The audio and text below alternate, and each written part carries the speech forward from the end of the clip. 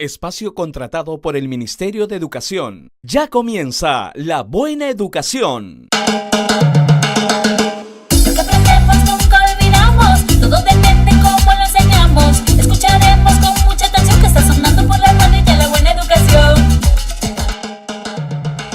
¿Cómo están, queridos amigos? Yo soy Javier Echevarría y esta es La Buena Educación. Como todos los sábados estamos de 9 a 10 de la mañana en Radio Capital y además también nos pueden ver en Movistar, en Capital TV, también Movistar 552, en la señal digital de 3.1, en Claro, en Canal 15, el 515, y nos pueden seguir por Twitter, escríbanos @LBE Perú o en mi Twitter también @JJ Echevarría, o en el Facebook de La Buena Educación Perú o en mi Facebook Javier Echevarría Oficial. Vamos a estar atentos para que puedan hacer sus comentarios. Pues miren, el sábado pasado hablamos de la evaluación, de los cambios en la evaluación al estudiante. Hubieron muchísimas llamadas, el tema fue como candente porque muchas personas se resisten al cambio, dicen por qué tiene que cambiar la evaluación, ¿no? ¿Por qué tiene que pasar de números a letras, qué sé yo? Y bueno, también surgió un tema aledaño a ese, que es la evaluación a los docentes. ¿Y a los docentes se les debe evaluar o no? También vamos a hablar sobre el Día del Padre, pero en la segunda parte del programa, y también sería interesante de ver la evaluación de los hijos al padre o de los padres al hijo, porque el tema de evaluación nos produce, no nos muñequea, siempre produce una serie de reacciones, una serie de temores, por nuestra experiencia en el colegio. Ahora lo interesante es que los maestros que sí evalúan sin temor, de pronto surge el temor cuando a ellos les toca ser evaluados. Entonces, hoy tenemos a nuestra invitada, Juliana Espinosa, directora de evaluación docente del Minedu. Bienvenida, Juliana. Muchas gracias. Y tenemos la pregunta para todos ustedes. ¿Creen que los maestros también deben ser evaluados? Llámenos al 212-5353 o provincia 0800 24 802. Bueno, ¿qué piensa, Juliana? ¿Crees que cómo va este proceso de la evaluación de desempeño docente? ¿A quién está dirigida? ¿Cómo funciona esto? ¿Cuántas resistencias aparecen? Bueno, muchas gracias. La evaluación de desempeño docente es la primera vez como país que vamos a realizarla, ¿no?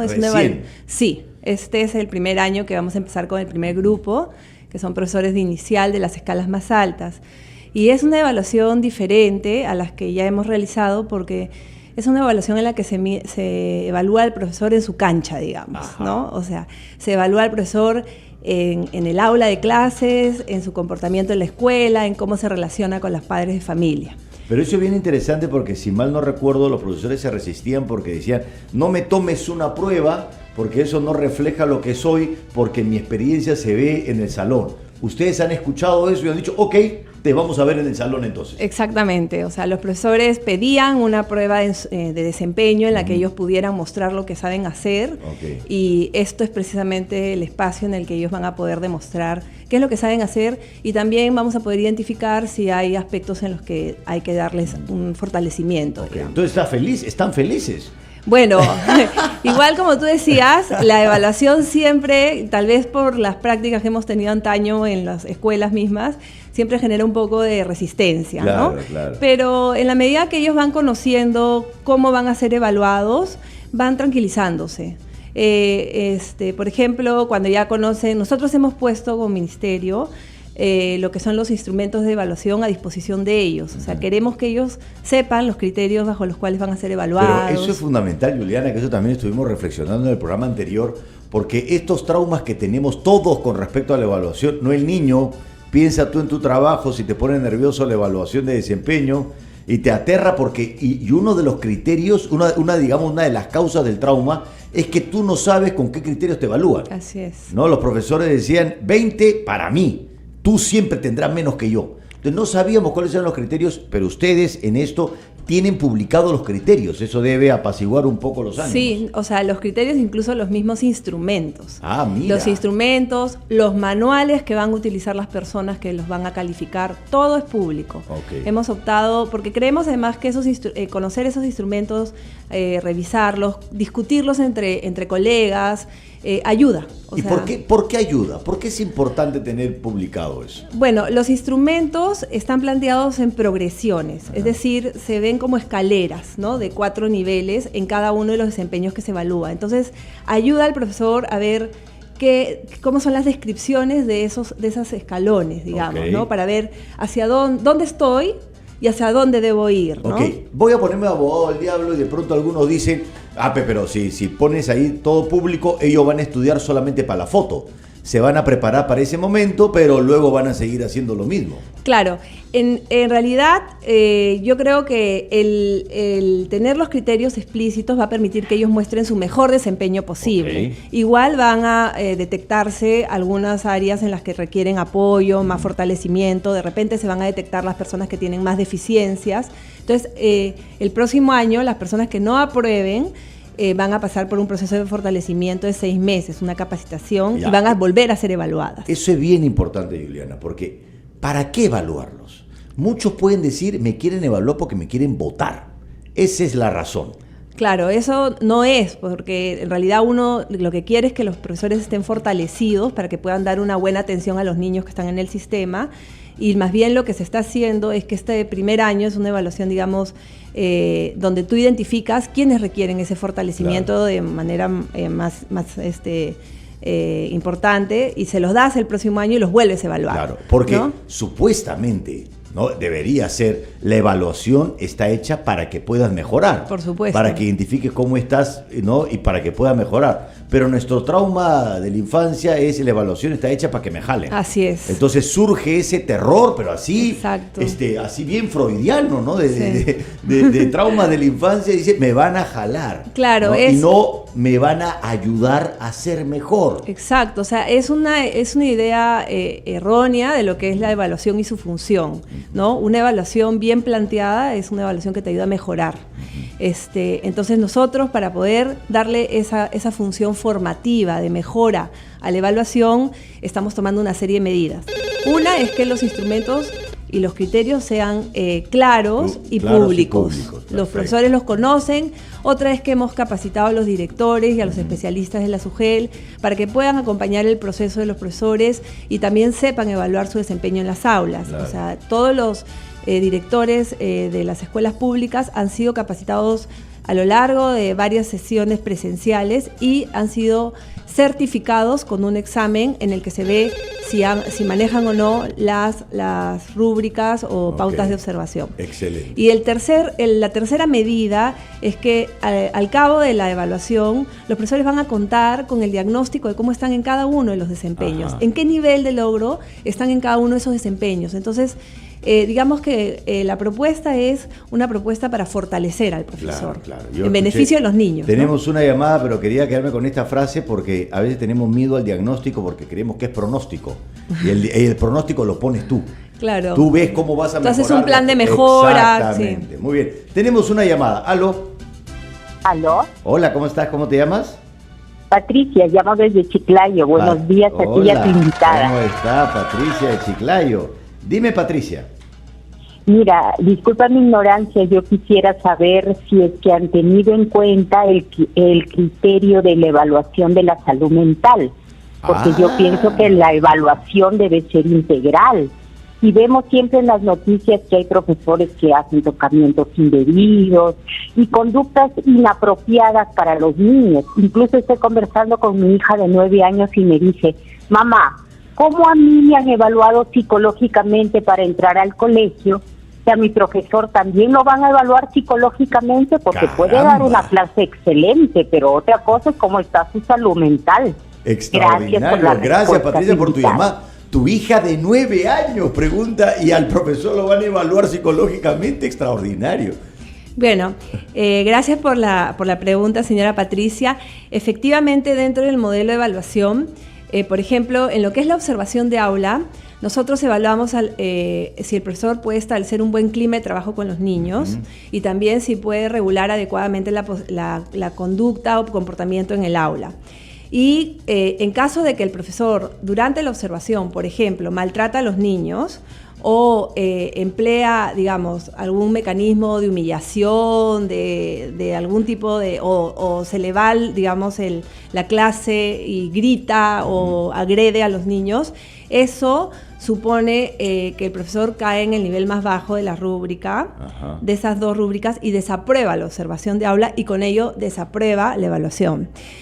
También tenemos un mecanismo de identificación de problemas de maltrato en lo que es la encuesta a las familias. O sea, hay un instrumento que es no sé si, que es la encuesta a las familias, es una encuesta sencilla en la que las familias reportan cómo el profesor se comunica con ellas. O sea, la familia también evalúa al maestro. Sí, las familias van a hacer, todas las familias de los niños a cargo de ese profesor van a responder una encuesta. Una encuesta que además es anónima para que ellos se sientan libres de poner realmente lo que sucede. Y con la familia estamos hablando también los alumnos. Claro, como son niños pequeños, estamos empezando por el nivel inicial. En el modelo inicial, los encuestados son las familias. Claro. Cuando vayamos a evaluar a los de secundaria, serán encuestados los mismos niños. O sea, casi de evaluación 360. Así es. El director, ¿no? Todo el mundo. Todos los niveles. Sí, ya. Entonces, acá lo que les quería comentar a la señora Patricia de Lambayeque es que hay una última pregunta en la que se pide a la familia que indique si cree que alguna vez la profesora ha maltratado al hijo. Entonces, y de hacer así, tiene que describir la situación. Entonces lo que se va a hacer es que los comités van a revisar esas descripciones y todas las que califican como un presunto maltrato van a ser reportadas en el sistema CICB para que ese profesor... las autoridades correspondientes sigan el procedimiento ya de verificar qué está pasando en esa clase. O sea, ¿no? Que si se ve casi va a ser una especie de Infocorp de los maltratadores. Sí, veamos si este profesor tiene antecedentes de maltrato. Claro. Entonces, lo interesante es que, digamos, la salud mental, que es tan compleja y, como dice Patricia, es tan fundamental, de tantos aspectos que puede tomar en cuenta, ustedes han hablado de esta conducta, que es fundamental. Lo que nosotros estamos asegurando en el sistema es que el profesor no esté maltratando a los niños, poniendo en riesgo su integridad. Claro. Entonces, si eso se detecta, tiene una consecuencia dentro de la evaluación y además es informado por los canales correspondientes. Muy bien, vamos a una pausa y vuelvo a hacerle la pregunta. ¿Creen ustedes que los maestros también deben ser evaluados? Llámenos al 212-5353, provincia 0824-802 y seguimos en La Buena Educación. ¿Sabías que la evaluación de desempeño docente busca identificar necesidades de mejora en los profesores para que realicen una buena labor? ¿Sabías?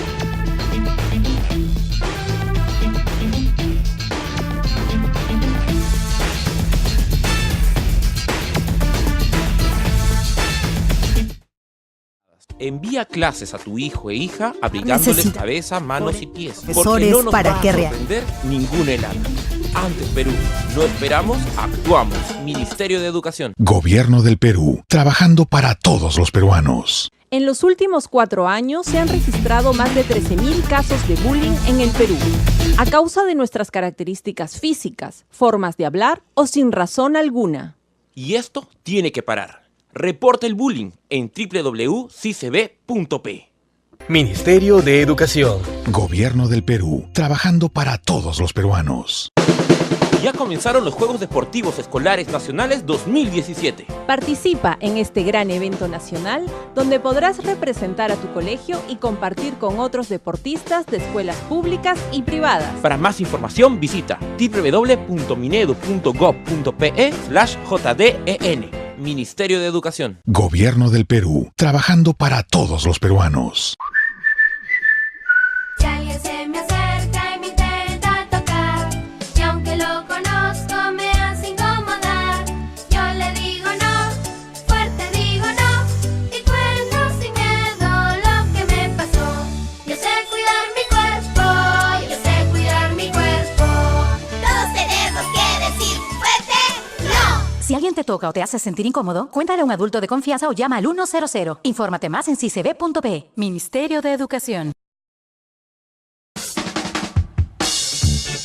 Tu opinión importa también en las redes sociales. Síguenos en Facebook y Twitter como Capital 967.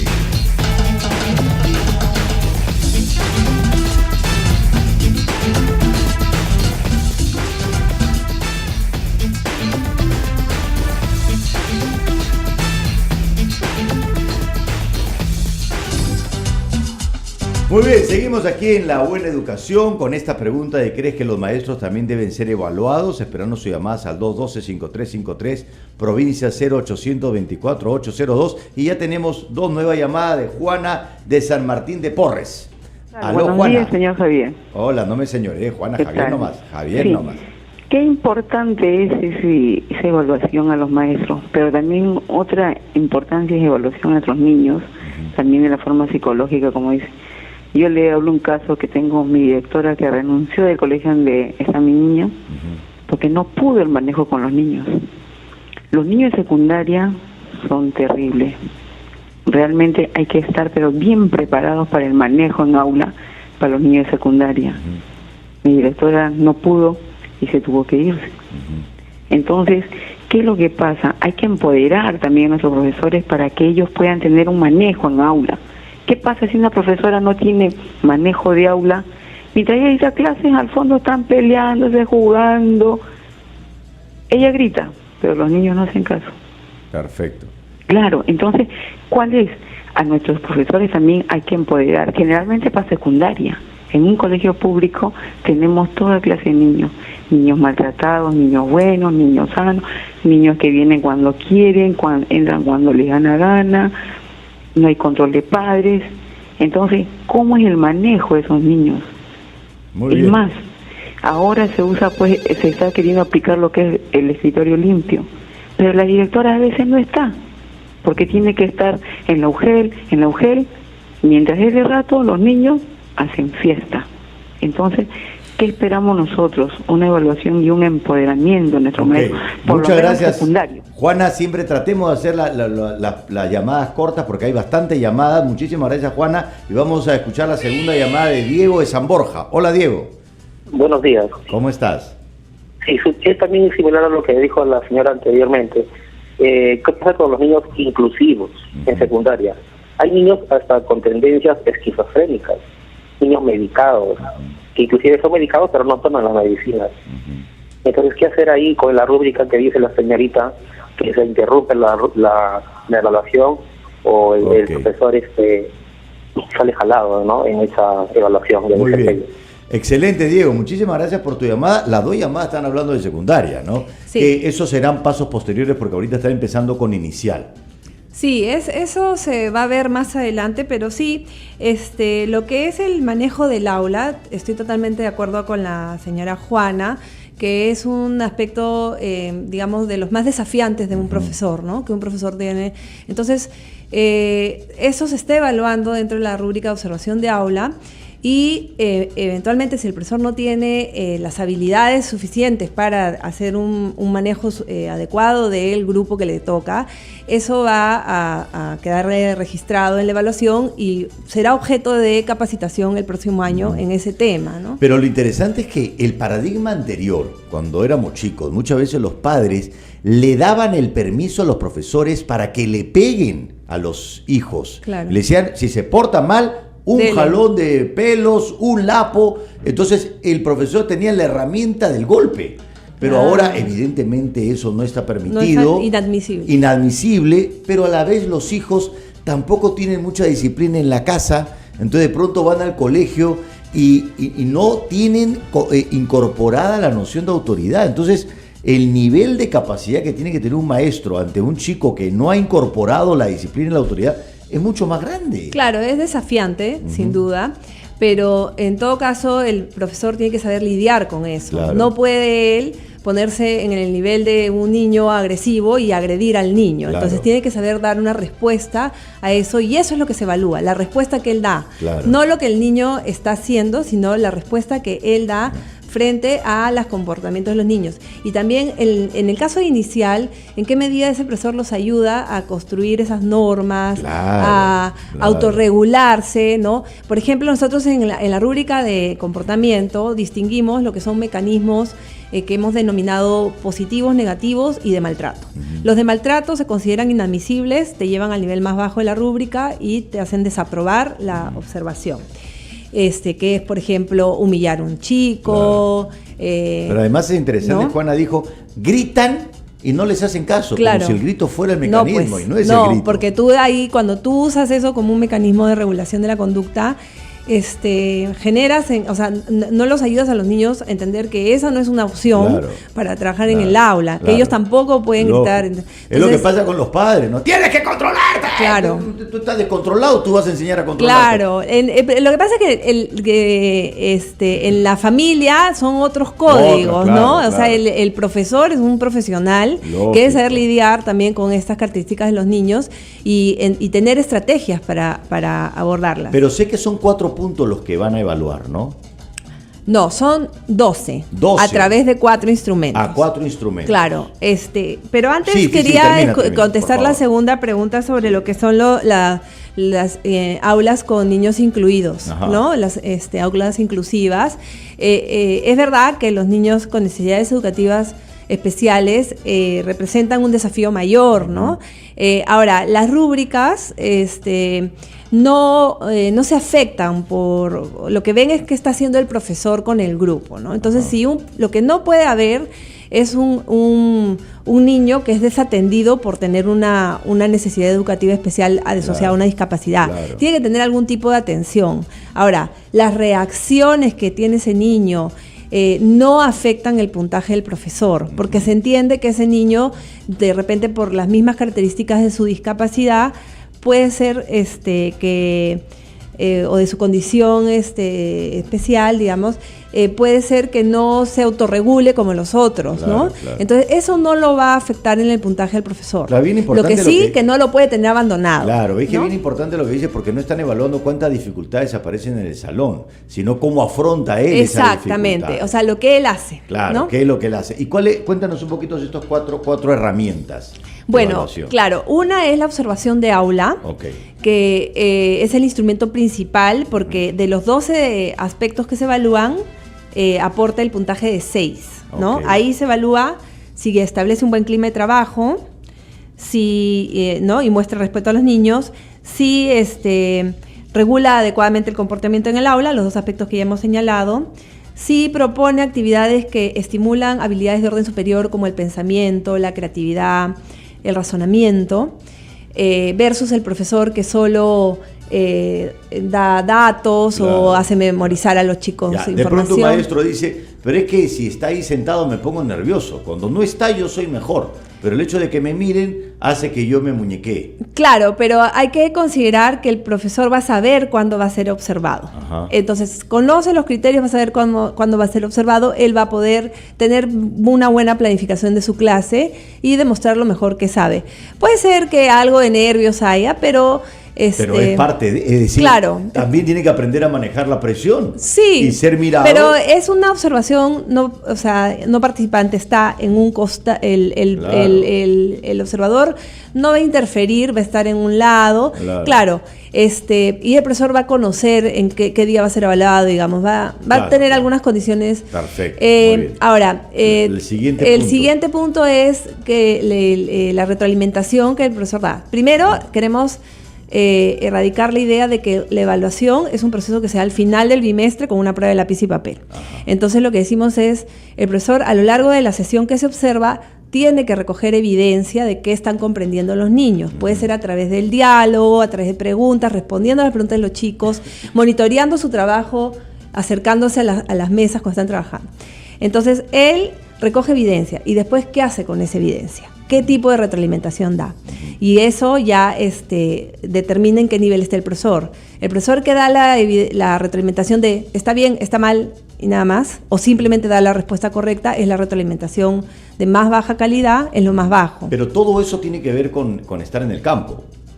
como con estar en el campo. Con estar en el salón. Esto es en el aula, todo se observa en el aula. Sí, es una. Ya, entonces, entonces ahí vamos. En las herramientas, claro, cómo maneja el salón, cómo recoge evidencia de que están aprendiendo y el feedback que se le da. En el mismo salón, durante la clase, okay. ¿no? ¿Y qué hace el profesor? O se introduce alguna medida pertinente. Perfecto. Se da cuenta que el niño no puede con tantos objetos y le ayuda retirando alguno, ¿no? Ya. Después el quinto aspecto que se habló en la observación de aula es en qué medida los involucra, los motiva para participar, siendo el nivel destacado más alto de la rúbrica el profesor que además les ayuda a entender para qué están haciendo lo que están haciendo. Excelente. Y finalmente está la de cómo gestiona el tiempo. Si se le va a la clase en actividades accesorias, en interrupciones, o si la mayor parte del tiempo está haciendo los niños, el conjunto de los niños, están en tareas de aprendizaje. Excelente. Eso es lo que se evalúa con el primer instrumento, que es la observación de aula. Bastante completa. Sí. Muy bien. ¿El segundo instrumento? El segundo instrumento es la encuesta a las familias. Okay. Que acá es una encuesta sencilla que van a contestar todas las familias de los niños a cargo de ese profesor. Y digamos, si un profesor dice, pero lo que pasa que yo por ser exigente, esta familia no le gusta y esta familia me evalúa mal. Claro, hemos hecho una evaluación que recoge la opinión del conjunto. Del conjunto. Si hay una persona, siempre puede haber algún padre, ¿no? Claro. Eso no afecta el puntaje del profesor, que un padre diga algo no, okay. Sino que es lo que se toma es el puntaje tomado del conjunto. Tenemos un par de minutos, sí. Entonces tenemos ya la encuesta a la familia, la evaluación en el aula, ¿y cuáles son las otras dos herramientas? Después hay un informe que elabora el director y lo somete a consideración del comité de evaluación, que evalúa la responsabilidad del profesor en términos de su cumplimiento horario y su planificación. Okay. Y el compromiso que está mostrando con el proyecto de la escuela. Perfecto. Y cómo se está relacionando con los otros colegas. El director lo evalúa cómo él se comporta frente a la... Sí, lo evalúa, pero las evidencias que él recoge las pone a disposición del comité. El comité tiene el director y 1 o 2 profesores más. Excelente. Y luego, finalmente, está lo que sería la observación, la inspección por la observación del cómo gestiona el profesor el espacio físico. Entonces ahí sí se llega un día que el profesor no sabe qué día va a ser, a primera hora, y el comité observa cómo tiene dispuesto el salón. Okay. Y ahí solo se miden aspectos de responsabilidad del profesor. Por ejemplo, cómo tienen los implementos de limpieza, si están al alcance de los niños para favorecer su autonomía, si está dispuesto el material en sectores, si no hay objetos que pongan en riesgo la integridad de los chicos, okay. Entonces es recontra práctico todo. Pero tenemos una encuesta, ya se nos está yendo el tiempo, pero vamos a ver una encuesta sobre este tema.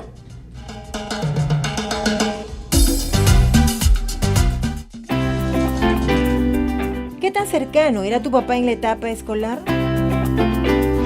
Mi papá siempre ha estado presente. Por más que trabajaba en las noches, igualito estaba con nosotros. Mi papá siempre ha sido el mejor. Bueno, mi señor padre siempre, como es una obligación de todo padre, estar siempre pendiente de los hijos. Mi padre pues siempre me ha inculcado los valores. Y bueno, gracias a él pues soy lo que soy profesional. Bueno, mi padre siempre fue un padre muy responsable. Siempre se mantuvo apoyándome a mí. Y ahora por este día tan especial lo único que quisiera es estar cerca a él. Lo que pasa es que yo nunca he tenido papá, pero siempre tuve la imagen de mi abuelo y mi tío. Me inculcaron muy buenas cosas, buenos hábitos, todo, y yo soy muy agradecido a ellos porque a pesar de que no tuve un padre, ellos fueron los padres que en su momento y hasta ahorita los hijos tenían. Siempre me acompañaban a los eventos del colegio, salíamos de paseo a algún lado, estaba en casa siempre, hasta ahora. Bueno, mi papá se dedicaba más a trabajar, la más cercana era mi mamá. Personas de las crianzas antiguas, ¿no? De que el hombre de la calle al trabajo todo y la esposa en la casa, ver a los hijos y todo. Sí, ese ha sido cercano, me revisaba los cuadernos, las veces que podía, porque también trabajaba, no paraba en casa, mayormente de tiempo le he pasado con mi hermano. ¿Qué tan cercano era tu papá en la etapa escolar? En realidad me apoyaba mucho en las cosas que tenía que hacer y era un poco más educativo. Y me enseñaba a sociabilizarme más, ya que ella era muy tímido. Y creo que fue muy importante para mí.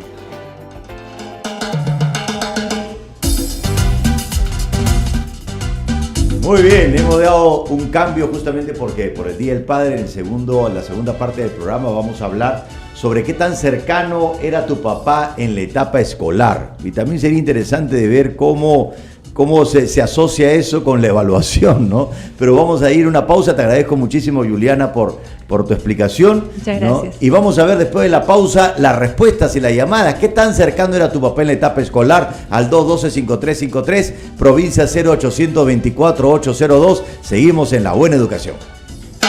La educación en cifras. Más de 8 millones de estudiantes del sector público se beneficiarán con mejores maestros, luego de la evaluación de desempeño docente.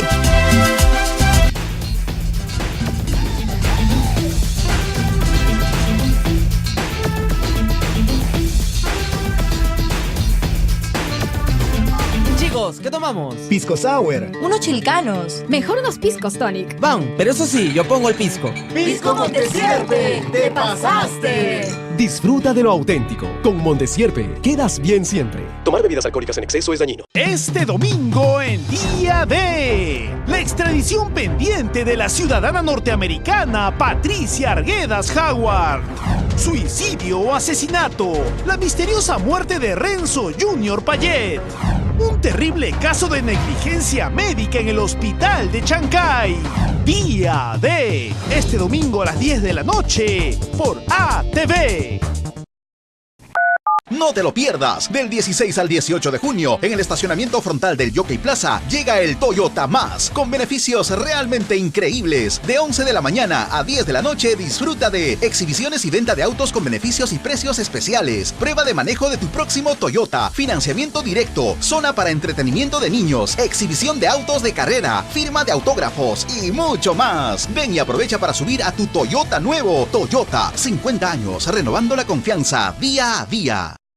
Venimos del país de todos los colores, llevamos tu opinión a todos los sectores. Esta es tu radio Capital, lo que nos importa es que no pares de opinar. Estamos en todos lados, somos como tú, somos de todos lados, de todo el Perú. Somos la voz que expresa lo que siente del Perú, todas las voces presentes. Esta es tu radio Capital, lo que nos importa es que no pares de opinar. Radio Capital, tu opinión importa. Escuchas Radio Capital. Tu opinión importa.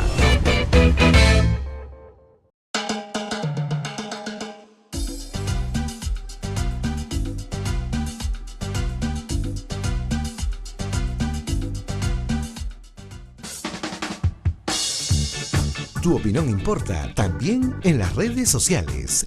Síguenos en Facebook y Twitter como Capital 967.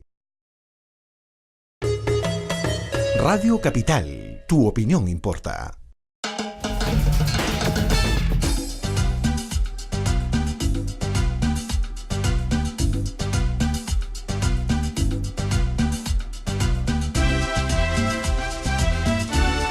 Seguimos en La Buena Educación y le digo que si eres hijo de un maestro nombrado, esta beca puede ser para ti. Se trata de la segunda convocatoria de la beca Hijos de Docentes, que brindará 300 becas integrales en Instituto de Educación Superior. Puedes postular virtualmente hasta el 26 de junio. Infórmate en www.pronavec.gov.pe. Y ahora vamos a hablar de cómo influye la figura del padre en la educación de los hijos. Y para esto tenemos a Francisca Araujo, especialista pedagógica de educación primaria del Minedu. Bienvenida, Francisca. Gracias, buenos días. Buenos días. Y a Gino Escate, blogger de Papá de G. ¿Qué tal? Buenos días, Javier, gracias. Bueno, gracias a ustedes. Bueno, dime, Francisca, nosotros hemos hecho esta pregunta de qué tanto se involucran los padres en la educación o cuánto deberían estar involucrados. ¿Tú cómo lo ves como especialista pedagógica? En realidad, con mucha alegría, debo de decir que de pronto estos 3 últimos años, padres y madres de familia se están involucrando ya cada vez más como pareja, y también últimamente ya es muy bueno ver en las reuniones de padres y madres de familia que es el papá el que está presente. Increíble, ¿no? Yo creo que es más que increíble, muy bueno. Sí, antes el papá era una especie de fantasma, ¿no? Nunca pisaba el colegio. Con las justas el día del padre. Ahora no. Yo creo que eso significa de que estamos en una época de nuevas masculinidades, en donde definitivamente el hombre se ha dado cuenta que la influencia y el rol que tiene es muy importante para sacar adelante la familia y sobre todo la identidad en los chicos y las chicas. Claro, digamos, lo primero que tú has mencionado, ir a las reuniones de padres. Es un buen punto donde cómo el padre se puede involucrar. ¿De qué otra manera se puede involucrar? Bueno, el padre también se puede involucrar dentro de la familia, compartiendo los roles y las tareas del hogar, ¿no? Ayudando a poner la mesa, ¿por qué no un día también cocinando, saliendo a jugar con los chicos? Si son pequeños, si son más grandes, conversando, teniendo un horario donde le dice, esta vez le toca a mi hijo, tengo otros 15 minutos para mi hija. Yo creo que esas son otras formas de involucrarse para poder lograr cambios muy importantes en los chicos y las chicas. Ok, muy bien. Y tú, Gino, eres además una persona que se involucra bastante. Tu hija tiene, Juliana, de 2 años, ¿no? Sí, Julia tiene 2 años. Julia, sí. Y tú hiciste este blogger, me dice, cuéntanos un poquito de cómo empezaste este blogger. Bueno, cuando nació Julia, yo lo que hice rápidamente fue crearle un correo a mi hija. Pero no para hacerla popular ni nada, sino para yo escribirle lo que yo siento por ella, historias, lo que pasa en el día a día. Una especie de diario. Una especie de... Ahora, yo no soy de escribir en el cuaderno, sino más cómo me sentía mandarle correos. Ok. Entonces, pasó el tiempo, mi esposa no sabía y... pero es bien emotivo eso, pero ya ahí... Y un buen día se lo conté y me dijo, oye, qué chévere lo que estás haciendo, ¿por qué no haces un blog? Porque ella sí seguía a bastantes mamás bloggers, que de un grupo al cual ahora pertenezco, que es Mamás Blogueras Peruanas. Seguía bastantes de ellas y bueno, ella me motivó. Yo tenía alguna experiencia en web, en tiendas virtuales, en otro blog que manejaba antes, que no fue tan exitoso. Y lo hice. Lo hice sin ninguna expectativa, o sea, solo por contar mis experiencias. Pero tú, ¿con qué frecuencia le escribías estas cartas a tu hija? Ves que ya lo alucino, ¿no? Hija, acabas de nacer y quiero decirte, por Dios. No era muy frecuente, o sea, le escribía cuando había algo realmente importante o que me causaba así bastante motivación, ¿no? Claro. No sé, ya caminas o qué pena, estás enferma, ¿no? Pero eso implica tener un nivel de dedicación y de atención para que tenga temas sobre los cuales escribir. Porque muchos de los papás no tenían la menor idea de lo que pasaba con los hijos. Lo que pasa es que sí, o sea, el papá, yo creo que, en mi caso, mi papá siempre ha estado cerca de nosotros y yo estoy muy cerca a mi hija. Y aunque no lo creas, siempre van a haber temas que escribir, o sea, hoy me hizo jugar a peinar al pequeño pony. Claro. Y yo personalmente odio los pequeños pony. Nunca había pensado, mucho menos peinar uno. Entonces, para mí era algo novedoso que bueno, lo tenía que contar, ¿no? Y lo hacía. No, claro, y yo estoy de acuerdo que siempre va a haber temas, pero implica que estés presente para que aparezca el tema. Sí, eso es verdad. Entonces, ¿qué? De pronto hiciste el blog, ¿y qué pasó? ¿Qué sucedió? Poco a poco fue teniendo aceptación, algo que sinceramente no esperaba. Y bueno, ahí seguimos, ¿no? Ya tenemos alrededor de 4.500 seguidores y... ¿Cuántas madres y cuántos padres? ¿Lo tienes mapeado? Será el 95% más. Más. Sí. Entonces, digamos que tú, como papá, escribes... Claro, la mamá derretida, seguramente, porque ven cómo quisiera que sea un padre, pero tú dirías que esto que tú estás haciendo... ¿es una tendencia creciente? O sea, porque solamente un 5% de padres te sigue. Yo creo que sí es una tendencia, porque los padres, como dice la doctora, cada vez están más cerca a sus hijos. Y yo lo puedo ver en el momento en que yo salgo con mi hija al parque y hay algunos niños que están con sus padres. O sea, no, las madres no están con los padres. Claro. Y juegan y están ahí, ¿no? Pero el mensaje siempre... O sea, hay una reflexión como que no queda claro cuál es la función específica del padre. Es decir, es como que el padre puede hacer lo mismo que la mamá o casi lo mismo. Pero hay algo que el padre puede hacer que la madre no. Yo coincido primero con lo que acabas de decir, de que tanto hombre como mujer tienen la misma capacidad de hacer las cosas con sus hijos e hijas por igual. Quizá respecto a la pregunta de que habrá algo que el hombre no pueda hacer, más es un tabú que está de pronto ligado todavía a una conducta machista. Pero digamos, está la lactancia. O sea, el padre puede dar la mamadera, pero no puede dar de lactar. Hay una cosa concreta, ¿no? De hecho, pero definitivamente hay padres que cuando el niño o la niña ya está en edad de tomar el biberón, tampoco se atreven a darse. Eso es verdad. Y también en el momento de la lactancia, si hay la oportunidad de que el padre esté presente a la hora que se da de lactar al niño, tocándole la manito o acariciándolo o abrazando a la madre que está dando de lactar, el niño definitivamente está viendo y está sintiendo esas emociones compartidas. Ajá, claro. Entonces, afuera de la lactancia, ¿tú consideras que la función de la madre y del padre puede ser igual? Yo considero que es así. A ver, vamos a ver la llamada Rosario, ¿no? De Ate Evitarte. Hola, Rosario. Buenos días. Hola, la Rosario. verdad es un orgullo tener tantos profesionales y es un gusto hablar con cada uno de ustedes. Pero antemano, déjame Gracias, un Rosario. feliz día a aquellos padres, aquellas madres y padres que son también para en esta vida, ¿no? Muy bien, Rosario. En situación mía, por ejemplo, nunca tuve una figura de papá en el sector escolar. No estoy entendiendo mucho. Espérate un ratito, Rosario.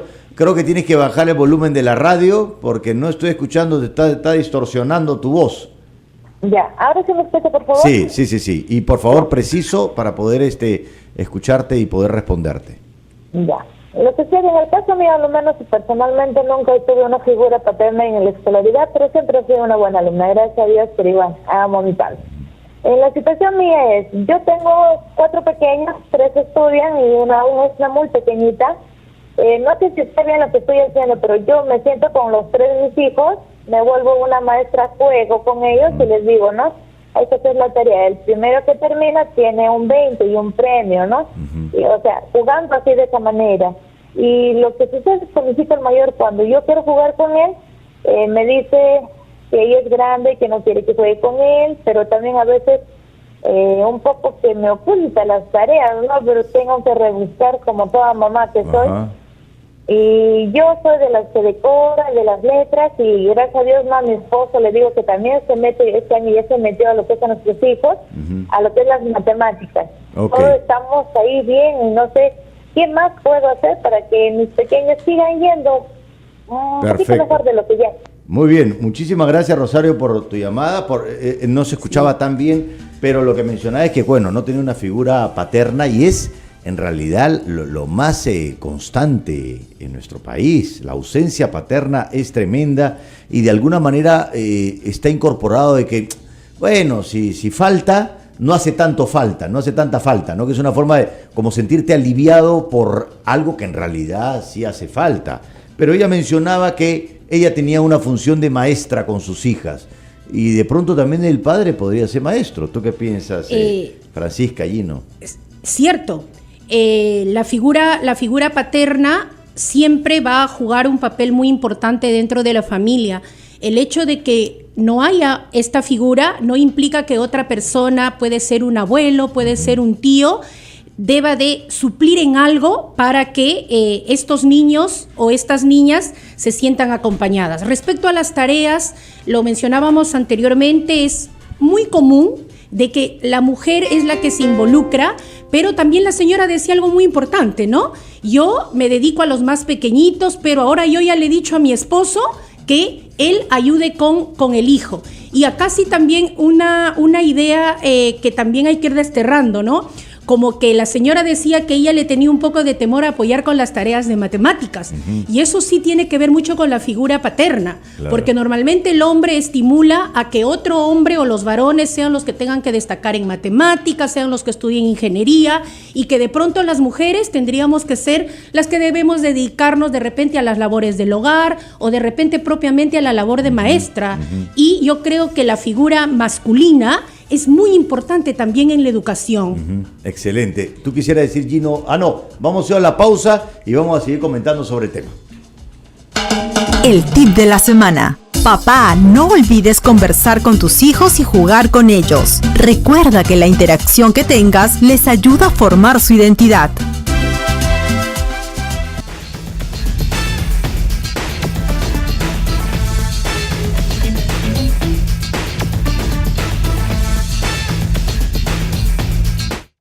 protegernos ante las heladas. Envía clases a tu hijo e hija abrigándoles cabeza, manos y pies, porque no nos va a sorprender ninguna helada. Antes Perú, no esperamos, actuamos. Ministerio de Educación. Gobierno del Perú, trabajando para todos los peruanos. En los últimos 4 años se han registrado más de 13.000 casos de bullying en el Perú, a causa de nuestras características físicas, formas de hablar o sin razón alguna. Y esto tiene que parar. Reporta el bullying en www.cicb.p. Ministerio de Educación. Gobierno del Perú, trabajando para todos los peruanos. Ya comenzaron los Juegos Deportivos Escolares Nacionales 2017. Participa en este gran evento nacional donde podrás representar a tu colegio y compartir con otros deportistas de escuelas públicas y privadas. Para más información visita www.minedu.gov.pe/JDEN. Ministerio de Educación. Gobierno del Perú, trabajando para todos los peruanos. Si alguien se me acerca y me intenta tocar, y aunque lo conozco me hace incomodar, yo le digo no, fuerte digo no, y cuento sin miedo lo que me pasó. Yo sé cuidar mi cuerpo, yo sé cuidar mi cuerpo. Todos tenemos que decir fuerte no. Si alguien te toca o te hace sentir incómodo, cuéntale a un adulto de confianza o llama al 100. Infórmate más en cicb.p. Ministerio de Educación.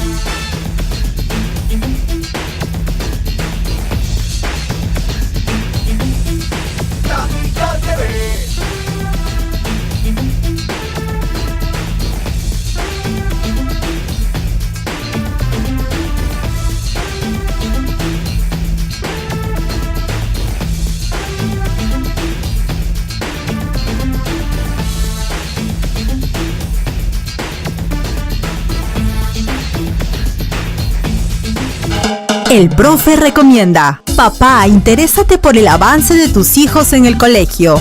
Busca su tutor y pregúntale cómo va en los cursos. Seguimos aquí en La Buena Educación, estamos hablando de qué tan importante es la figura del padre en la educación de los niños. Y también fuimos a donde los niños a preguntarle, ¿y qué tan importante, de qué manera tu papá influyó en ti? Vamos a ver qué significa para los niños la figura paterna, vamos a ver ese informe.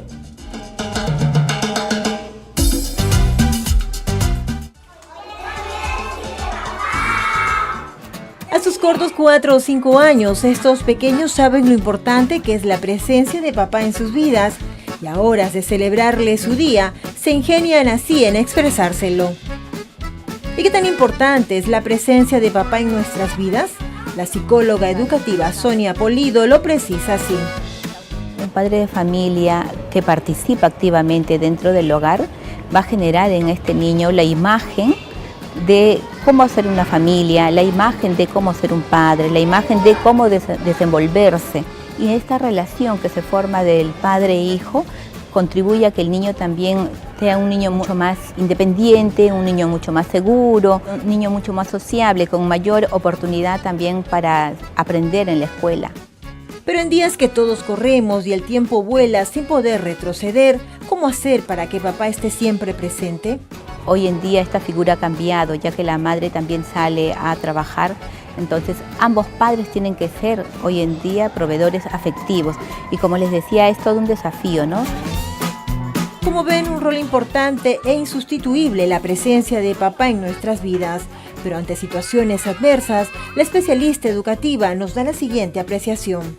Ante la ausencia del padre, a veces las familias tienen figuras que se complementan con una figura del abuelo, el tío, ¿no? Pero definitivamente nada va a suplir lo que es la relación del padre, ¿no?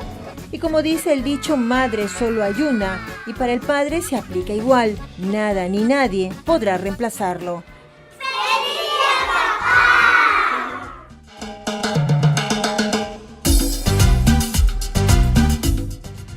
cómo está asociada la figura del padre al superhéroe.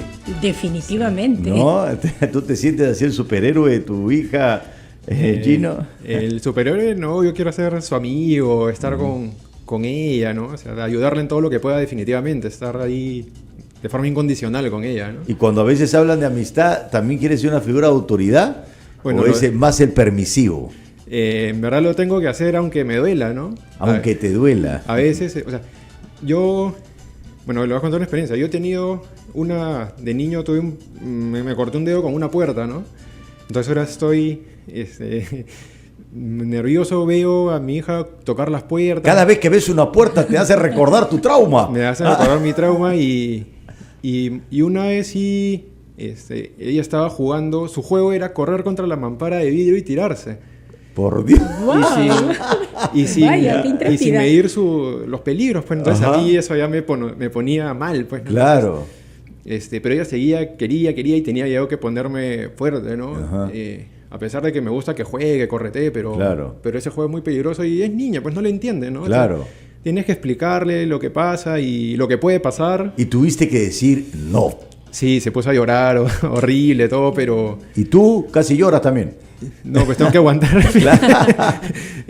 No, pues la agarré, le expliqué bien, yo en lo que entendió, ¿no? Y dejó de jugar así. Porque es fundamental decir no. Sí.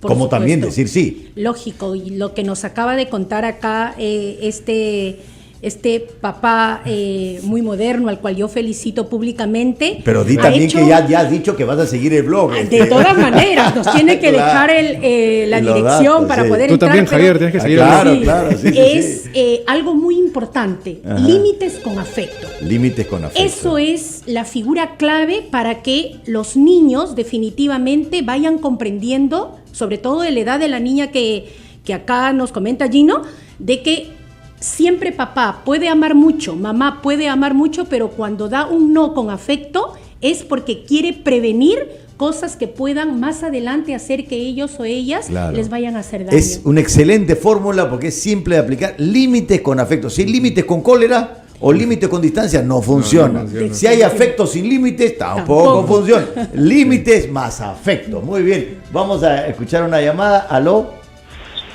Buenos días. Buenos días. ¿Cómo te llamas?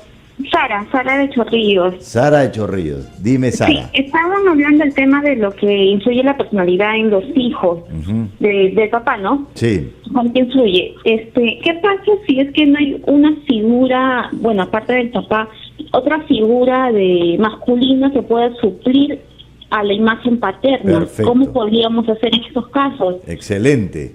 Muchas gracias, Sara, por tu llamada. Es bien interesante porque como está este tema de la ausencia paterna, muchas veces dice la mamá, yo soy madre y padre, y cuesta aceptar que no puedes ser madre y padre.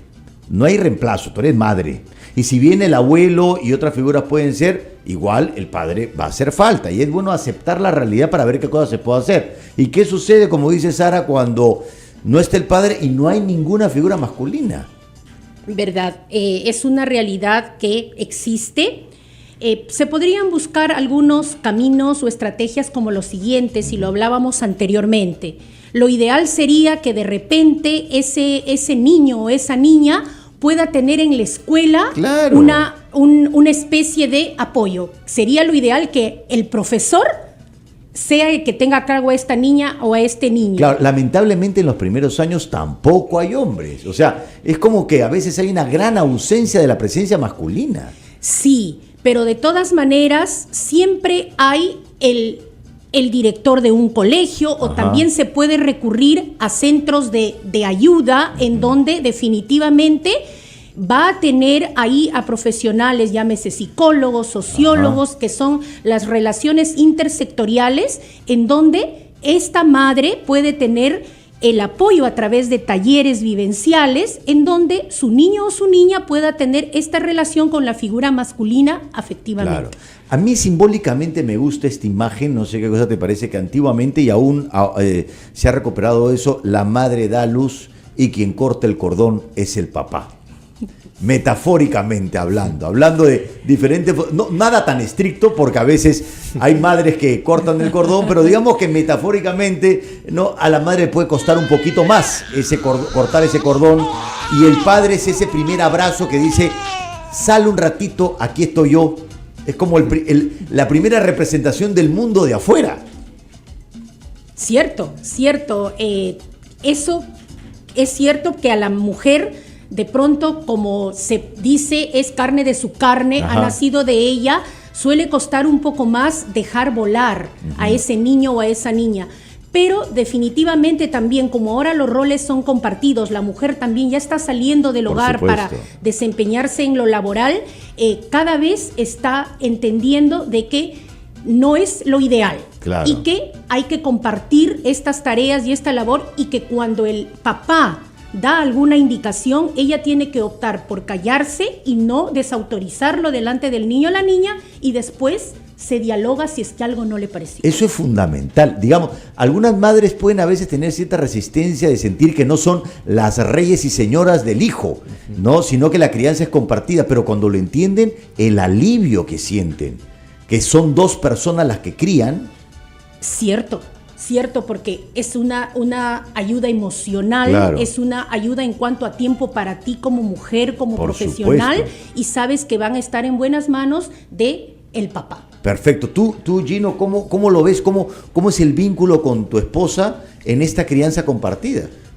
Nosotros, bueno, los dos trabajamos, pero hemos decidido, estar el mayor tiempo con mi hija, ya sea todo el fin de semana y todos los feriados que hay en el año. Yo sé que creo que legalmente solo hay unos feriados obligatorios para el personal que trabaja en casa, pero nosotros hemos optado que todos los feriados, así sean largos o no, cuidar al 100% nosotros a Julia. Entonces, en ese sentido, igual que los fines de semana, nosotros le cocinamos, estamos con ella, la sacamos a jugar, y como decía Francisca, nosotros a la hora, por ejemplo, de llamar la atención o algo, si yo llamo la atención, por ejemplo, mamá, así no le parezca, lo tiene que aceptar, y viceversa, ¿no? Claro. Hay muchas... Y en todo caso, si quieren conversarlo, conversan a solas, no delante del hijo. Sí, correcto. Tenemos, ya no queda casi nada, y entra una última llamada. Vamos a ver si, cortita nomás, Sonia, de Surco. Hola, Sonia. Buenos días. Así corto, estás? Tiene que ser, yo sé. Mire, yo lo que sí sé es que nadie reemplaza a nadie. Ni el padre reemplaza a la mamá, ni la mamá reemplaza al padre. Es importante la presencia de un padre en un hogar. Es muy importante. No se puede decir yo soy padre y madre. Eso es imposible de decir. Y me gusta la doctora, la especialista, que yo coincido con ella, que usted ha invitado. Y perfecto. Yo siempre en mis reuniones, porque yo ya ahora soy una persona mayor, cuando trato con jóvenes, le digo, no se puede reemplazar al padre. Una madre no reemplaza ni el padre a la madre, ni eso. Perfecto. Solamente. Muchísimas gracias, Sonia, por tu llamada. Danos los datos, Gino, de tu blog para poder seguirte. Todos estamos aquí escribiendo. A ver. Mi blog es www.papadg.com. Papá de G. Sí, por Julia. Por Julia. Papá de G.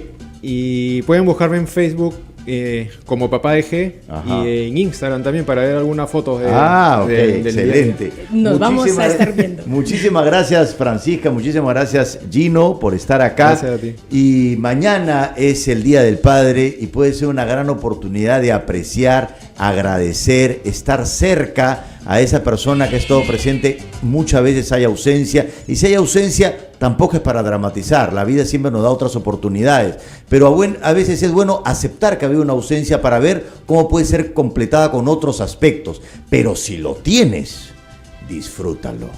El próximo sábado seguimos en La Buena Educación. Esto fue La Buena Educación.